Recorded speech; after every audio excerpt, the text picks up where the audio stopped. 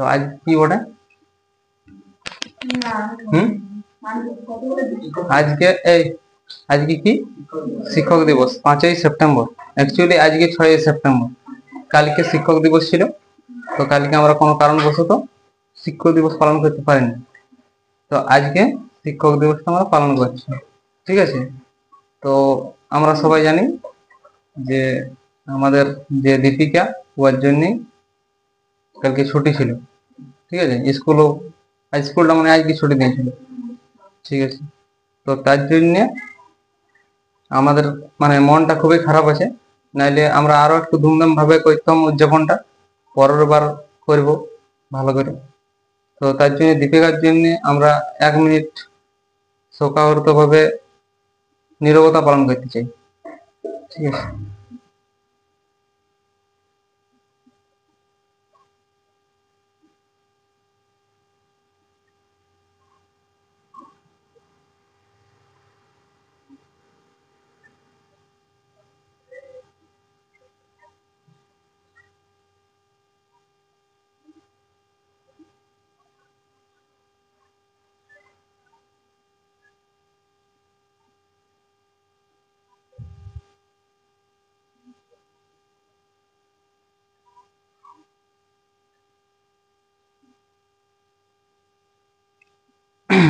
ঠিক আছে। তো আজ হচ্ছে ডক্টর সর্বপল্লী রাধাকৃষ্ণনের জন্মদিন, ঠিক আছে? তো অনেকেই ভাবে যে রাধা কৃষ্ণের জন্মদিন, রাধাকৃষ্ণ রাধাকৃষ্ণ যে থাকে ওর জন্মদিন অনেকেই ভাবে, কিন্তু অ্যাকচুয়ালি ডক্টর সর্বপল্লী রাধাকৃষ্ণন নামটা ওর বটে। তো তার জন্য আমি একবার দেখেছিলাম যে কোনো একটা স্কুলে রাধাকৃষ্ণের ছবি মহাশয়কে মাস্টার দিকে গিফট করা হয়েছিল, ঠিক আছে? মানে হয়তো ওরা ভুল ভেবেছিল যে রাধাকৃষ্ণের জন্মদিন মানে ওই রাধাকৃষ্ণের জন্মদিন। অ্যাকচুয়ালি রাধাকৃষ্ণের নাম বটে ডক্টর সর্বপল্লী রাধাকৃষ্ণন। ডক্টর সর্বপল্লী রাধাকৃষ্ণন কে ছিল? আমাদের ভারতের প্রথম উপরাষ্ট্রপতি ছিল, ঠিক আছে? তো এই যে ডক্টর সর্বপল্লী রাধাকৃষ্ণন যার ছবি এখানে আছে, ঠিক আছে, ইনি ছিল আমাদের ভারতের উপরাষ্ট্রপতি প্রথম। 2 নম্বর, ইনি দার্শনিক ছিল। সব থেকে বড় ব্যাপার হচ্ছে স্কুলের শিক্ষক ছিল, ঠিক আছে? তো আমার প্রশ্ন একটাই, কেউ কি জানো যে আজকের দিনটাই কেন সর্বপল্লী রাধাকৃষ্ণের জন্মদিন হিসাবেই কেন আজকের দিনটা শিক্ষক দিবস হিসাবে পালন করা হয়? কেউ কি জানা আছে কারো? আমি বলতে পারি তো যে আমরা বিদ্যাসাগর, যার বই আমরা পড়েছি ছোট থেকে, বর্ণ পরিচয়, হ্যাঁ, আরো অনেক বই পড়েছি, রবীন্দ্রনাথ ঠাকুর এত বড় কবি, সবাই জানে দেশের। তো ইয়াদের জন্মদিন হিসেবে আমরা কেন শিক্ষক দিবস পালন করিনি? ওদের তো করা উচিত ছিল আমি যদি বলি তো, কিন্তু ইয়ার জন্মদিন হিসাবেই কেন পালন করা হয়? কিছু তো একটা কারণ থাকবে। এইটা কি কারণটা কেউ বলেছে? মাস্টার, স্কুলের মাস্টার, প্রাইভেট মাস্টার, কারো কাছে শুনেছি? কেউ শুনে? আজকে আমি বলছি কারণটা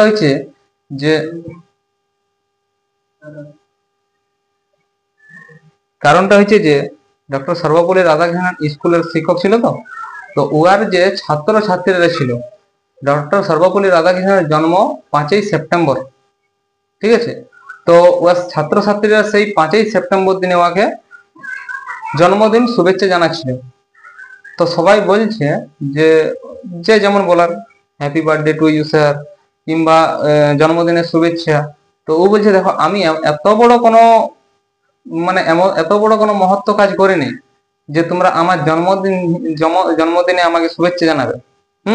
তার থেকেও ভালো হয় যে আমি তো একজন শিক্ষক, আর আমি মনে করি যে আমরা যা কিছুই করি জীবনে, ঠিক আছে, আমরা ডাক্তার হই, উকিল হই, ব্যারিস্টার হই, অনেক কিছুই হই, ঠিক আছে, কিন্তু সবার থেকে বড় কার হাত থাকে? একটা শিক্ষকের হাত থাকে।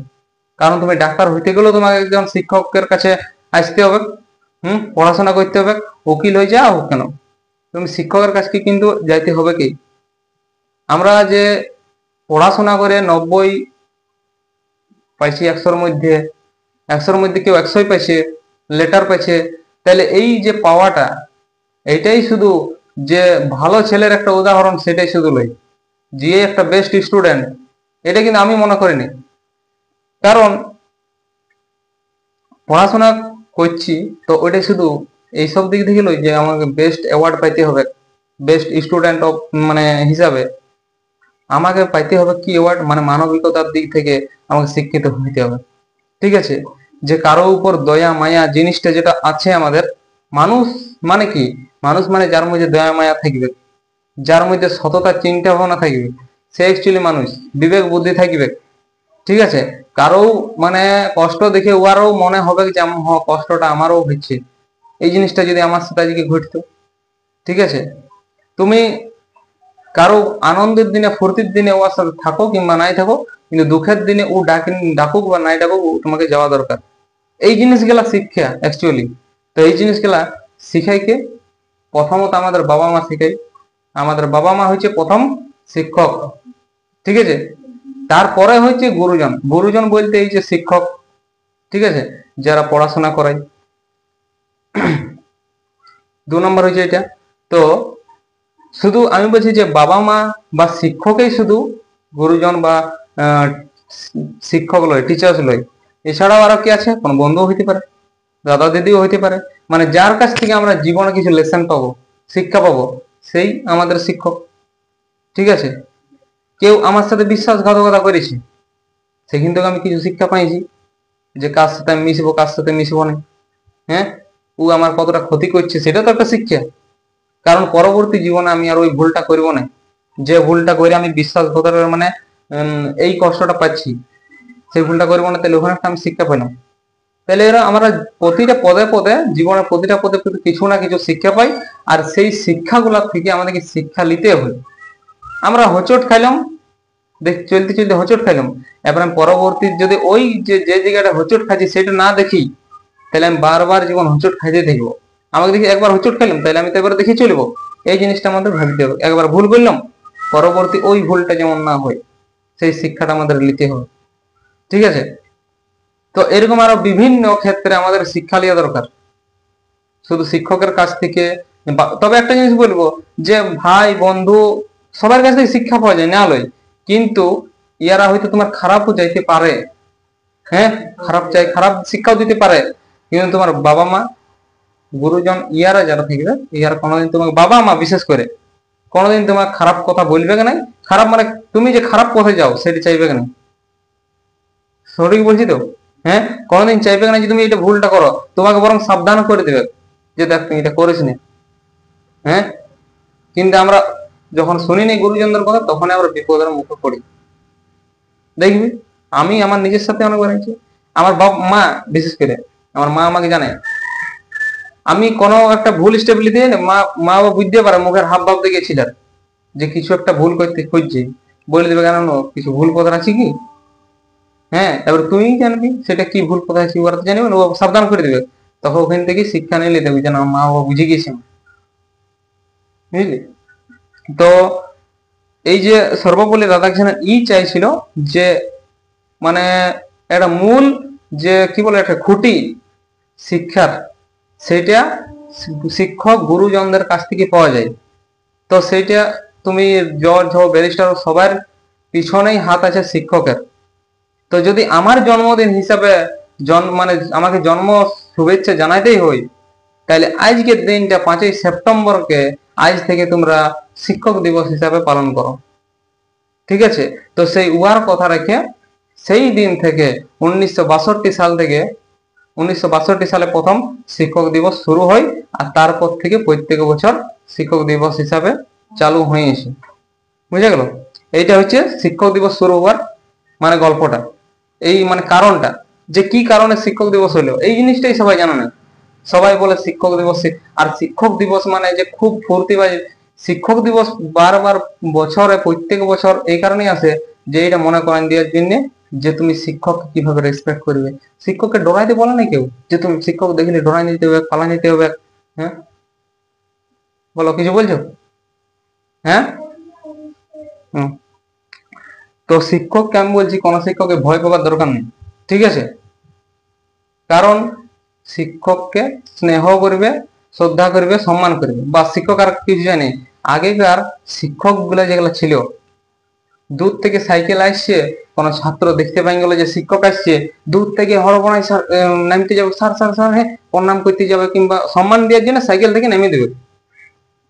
তখন অনেক ছেলে পড়েও যেত, ছেলেরা বলতে না বাবু আপনি নামতে পারেন, তোকে হড়বড়াই, তুই আস্তে আস্তে। আমরাই যেমন কেবল মাস্টার যেটা আছে ওর কাছে আমরা পড়েছি, হ্যাঁ ই করছি না, তো পড়েছি যতটুকু পারি শিখেছি। তো এখনো মানে একটা রেসপেক্ট ছিল, এখনো আছে। কোথাও রাস্তায় দেখা হয় তো মানে কথা বলি স্যারের সাথে, সাইকেলে চেপে গেলে নামিয়ে দিই ফট করে। তো সেই জিনিসটাই থাকা দরকার, ঠিক আছে। আগে ছিল মাস্টার মহাশয় বলতো, তারপর হলো স্যার, মানে এখন ইংলিশ স্যার মাস্টার মহাশয়, তারপর শিক্ষক গুরুজন, এখন ইংলিশ স্যার, মানে মডার্ন চলে এসছে ধীরে ধীরে জিনিসটা। স্যার, স্যারের ড্রেস মানে ভীষণ স্টাইল। আগেকার দিনে শিক্ষক কেমন ধুতি পরে থাকতো, এখন সেই জিনিসটা নাই।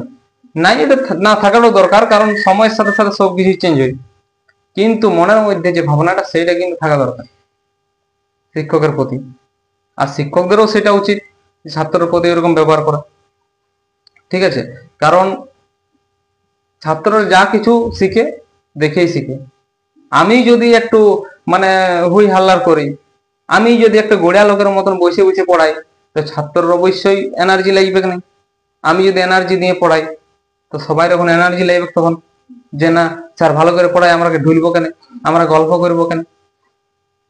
আর শিক্ষকরা কি বলে, বাবা মা সবসময় পড়াই যে আমার ছেলেটা পড়বে, আমরা জানি নেই, ঠিক আছে, আমার ছেলেটা পড়ুক, আমার ছেলেটা তো শিখবে।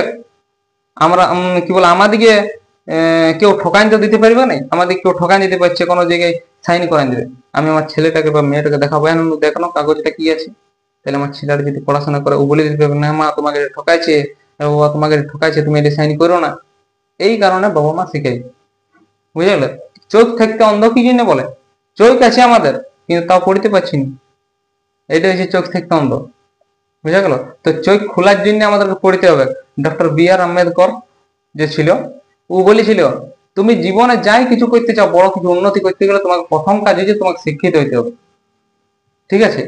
আমাদের কাছে একটা ডিগ্রি পাওয়া খুবই কষ্ট ব্যাপার, মানে আমরা তাও সেটাও পারিনি, কলেজ কমপ্লিট করতে পারছি না আমরা বিভিন্ন কারণে, ঘরের ফ্যামিলির প্রবলেমে, হ্যাঁ কলেজ করতে পারছি, হয়তো নিজেরও একটা পরিবেশ সেরকম পাচ্ছি নি, পড়াশোনার একটা এনার্জি কমে গেছে। কিন্তু ডক্টর বি.আর. আম্বেদকর এত বাধা, জীবন ওর মতন কোনোদিন বাধা কেউ পায়নি, এত বাধা পাইছে, এত বাধা পাইছে, তা সত্ত্বেও 32টা ডিগ্রি করেছে। শুনলে অবাক হয়ে যাবে, 32টা ডিগ্রি একটা মানুষের দ্বারা সম্ভব নয় এরকম। গোটা ওয়ার্ল্ডের মধ্যে প্রথম শিক্ষিত ব্যক্তি, অথচ ও নিচু জাতির ছিল, যারা জুতা সেলাই করে সেই জাতির ছিল, কেউ আগে ছুঁতো নাই। হম, হ্যাঁ মুচি, কেউ আগে ছুঁতো নাই, স্কুলে ঢুকতে দিয়ে হয়তো নাই, বলতে যে তুই ছোট যাই তোকে ঢুকতে দিয়াবো না। ও কি করতো, বাইরের দ্বার থেকে শুনতো যে তুই পড়াইছে, সে শুনে শুনে শুনতে পাইছো না, তখন বলতে যে স্যার আমি শুনতে পাচ্ছি নি, তখন বলতে যে না তোকে ঢুকতে দেওয়া মানে তুই যতটুকু শুনছি শুন। তারপর আর তুই সংস্কৃত, আমরা যে 7-8 থেকে পড়েছি, সংস্কৃত পড়ার অধিকার ছিল না তখন, শুধু ব্রাহ্মণরা পড়িত, আর উঁচু উঁচু জাত যারা ছিল ওরা পড়িত, বলতো যে সংস্কৃতটা হচ্ছে দেবতাদের ভাষা, সবাই এটা পড়ার অধিকার নাই। ব্রাহ্মণ যেগুলা থাকে ওরা বলতো, ঠিক আছে, সবার এটা পড়ার অধিকার নাই, এটা দেবতাদের ভাষা পড়ে, তোমরা যদি পড়ো তাহলে অছুত হয়ে যাবে, ওই মানে পাপ লেগে যাবে, অশুদ্ধ হয়ে যাবে, ঠিক আছে। তো এইরকম ভাবে নির্যাতন করতো।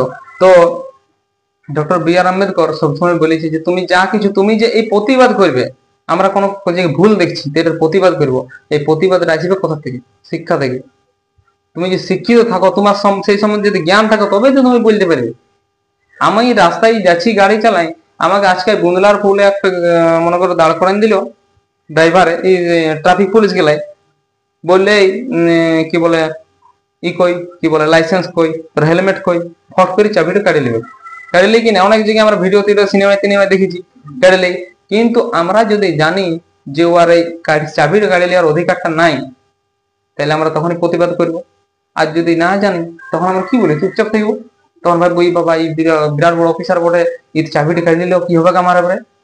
আমাদের মধ্যে যদি শিক্ষাটা থাকে তাহলে আমরা ডরাবোই নি কোথাও, আমরা প্রতিবাদ করবো যে আপনার তো অধিকার নেই চাবির কাটার, আমি উল্টা ওর নামে কেস করে দিতে পারবো, থানায় যাই জি আমার এই চাবিটা কাটি দিল এই অফিসারটা, এর নামে থানায় ডায়েরি করবো। তাহলে এটা আসবে কোথা থেকে? শিক্ষা থেকে। আর শিক্ষা যার যত থাকবে তার তত সাহস বেড়ে থাকবে, বুঝলে? শিক্ষাটা এমন একটা মানে ডক্টর বি আর আম্বেদকর বলছে শিক্ষাটা এমন একটা মানে কি বলবো সিংহের দুধ বটে, ঠিক আছে, যে যে যত খাবে ও তত গর্জন করবে। মানে তুমি যত শিক্ষাটাকে নিবে জ্ঞান অর্জন করবে তত তুমি গর্জন করবে। গর্জন মানে কথা তুমি ডরাবে না, যে কোনো বিষয়, যেমন এই তোমার কাছে উকিল ডাক্তার থাকুক যেমনই, তুমি কাউকে ডরাবে না, কারণ তোমার মধ্যে নলেজটা থাকবে কোথায় কি করতে হবে আমাকে। তুমি ট্রেনে যাচ্ছো, যেতে যেতে তোমাকে ট্রেন টিটিআই ধরে দিল, আনজাদে ফাইন করে দিলে এত, তোমার যদি ওইটা জানা থাকে যে এই পুলিশ অফিসারটাতে এই এইলা সবাই আলাদা আলাদা অধিকার থাকে, ট্রাফিক পুলিশের অধিকার এটা, কলকাতা পুলিশের অধিকার এটা, বর্ডার পুলিশের অধিকার, তেমনি সবার অধিকার থাকে। ওকে যদি বলি যে এই আপনার তো এই অধিকারটা নাই, হ্যাঁ আমাকে থানায় ঢুকান দিবার কোনো হুমকি দেখাইছে, এত ফাইন দে কিংবা থানায় ঢুকাই দেবো, তো এই অধিকার নাই, যদি জানবি তবেই তো, হ্যাঁ তাহলে কোথা থেকে জানবি? বই পড়বি তবেই, বই সবকিছু আছে। আমরা আসলে বইলা পড়িনি, আমরা ভাবি বইলে তো এলা মাথা গরম খারাপ করতে দিয়েছে, ঠিক আছে। তো প্রথম কাজ আমাদের কি শিক্ষিত হইতে হবে। আরেকটা বিষয় দেখবি এখন কম বয়সের মেয়ে ছেলের বিয়ে হয়ে গেছে, হ্যাঁ হয়তো ছেলেগুলাও মানে সঙ্গ যেমন পাইছে, কেউ বাইরে কাজ করতে চলে যাচ্ছে, কেউ কম বয়সে আরো নানা রকম কাজ করছে। 18 বছর নিচে তো কোথাও কোনো ভারী কাজ করবার উচিত নয়, ঠিক আছে। আর মেয়েদের বিয়ের যেটা দিন দিছে সেটার বিরুদ্ধে তুই নিজেই করতে পারিস, অ্যাকশন নিতে পারিস, যে ঘরের লোকের বিরুদ্ধে, তুই ঘরের লোকের নামের বিরুদ্ধে কেস করে দিতে পারিস, জি আমার আমার বাবা আমাকে জোর করে বিয়া দিছে, যদি তোর না ইচ্ছা থাকে, যদি পড়ার মন থাকে, ঠিক আছে।